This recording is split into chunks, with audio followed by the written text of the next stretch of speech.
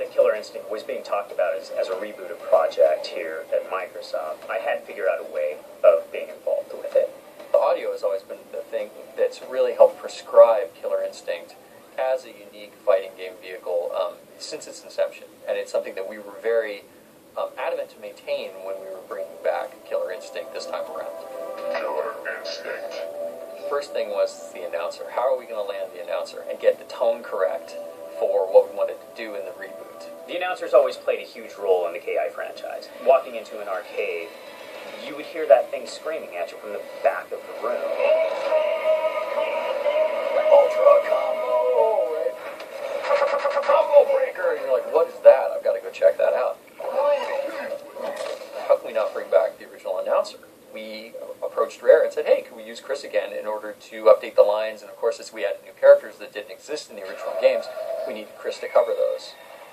I think that also, like, Robin Beanland and the crew over at Rare did an amazing job on the music for the original game. And looking back at Killer Cuts, we're like, well, we have to do this justice. We have to continue this legacy of amazing music. And they vetted a ton of different musicians before landing on Mick Gordon. Back in 2012, Jed from Double Helix contacted me and he said, we have a really, really cool fighting game that we would like you talk to you about doing the music for. I was like, oh yeah, cool fighting games, I've never done one before. He sent me an email straight after that and he said, oh, we're making the new Killer Instinct. And my head just exploded. I mean, I spent so much time when I was younger playing Killer Instinct. Get an opportunity to work on the new Killer Instinct was just incredible. Mick delivered that first remake of the Jago theme, and that's really when we kind of said, oh my gosh, we've got something here, we're going to run with this guy.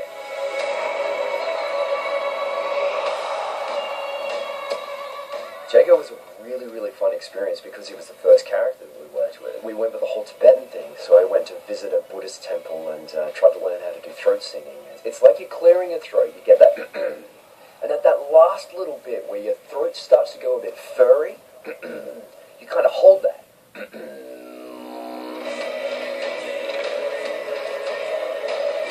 Then from there you just change the shape of your mouth and you get the different vocal techniques.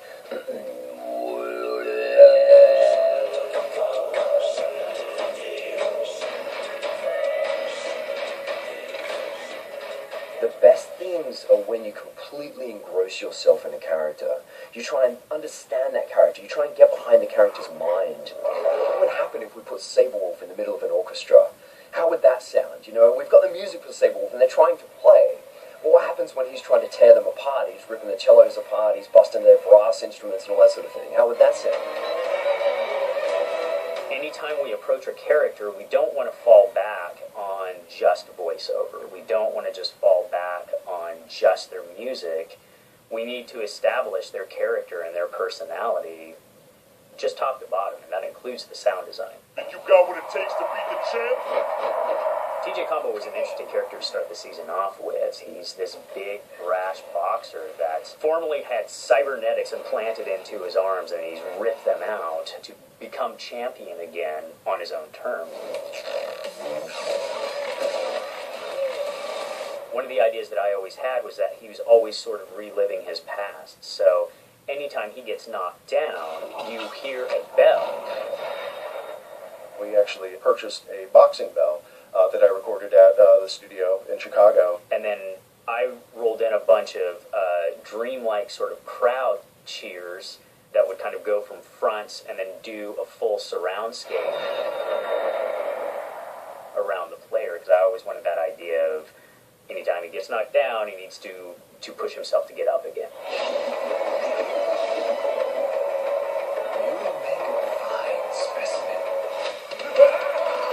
Han-Ra was the first original character for Season 2.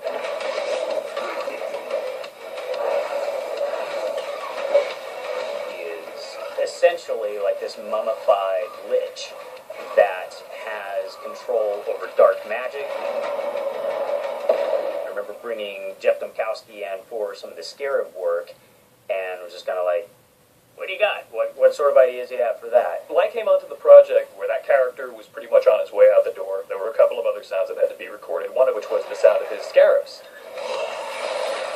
I wanted to try to get just that sound of just like a million kind of bugs coming at you, ticky, ticky, ticky on the ground.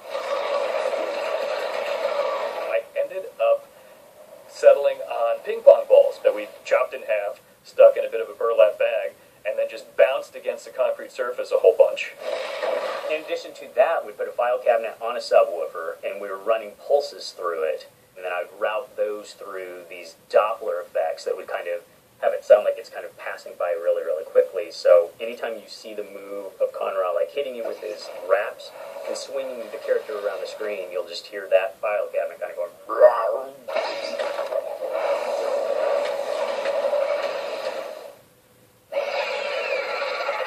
Riptor was an interesting challenge. We had to balance some of her more cybernetic parts with her actual like dinosaur skin and flesh and claws and things to that effect.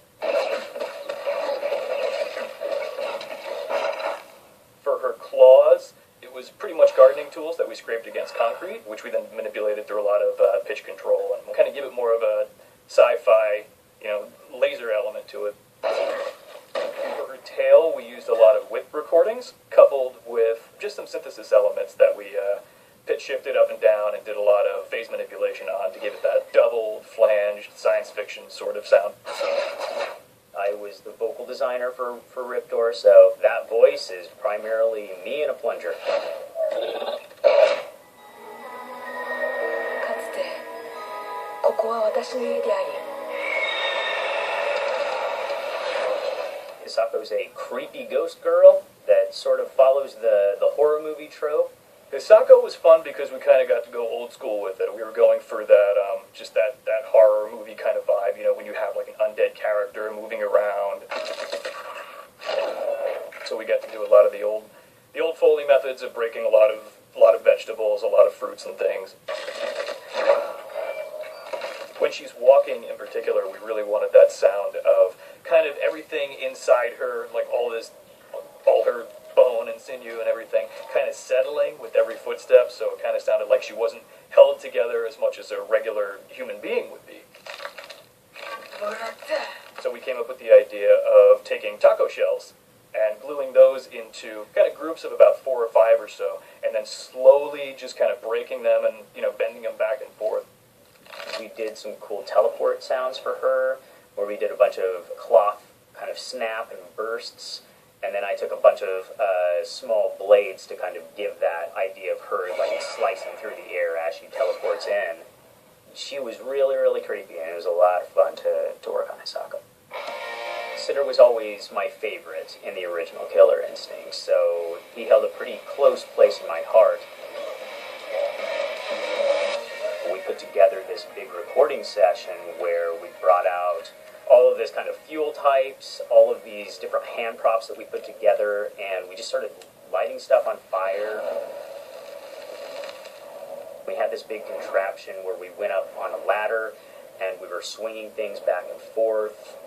We took several water bottles and filled it with fuel and tossed it into the fire pit, and as the fire would melt through the plastic, it would hit that fuel and shoot it out and explode at the same time. So you'd get almost like this artillery shell that would pop, and that's actually a huge basis of Cinder's pyro bombs.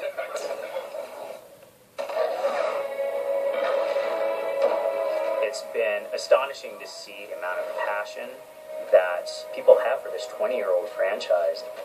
The way that fans have accepted us into their lives and trusted us with Killer Instinct has been really, really humbling. It's still reminiscent of the old game. I think that's something that we try to actively do to try to just keep that feeling there, keep it sounding as cool as we can, but it still has to have that Killer Instinct flavor to it. There will always be brought new music. There will always be incredible announcers. There will always be characters that have interesting audio lines and more detail. It's art on the screen, but audio is what brings it to life. And so that will always be a major part of Killer Instinct. All of us love this game so much, and we play it at home. I play it all the time. Terrible at it, but I play it. It's really, really great to be able to feel like you're part of something like that.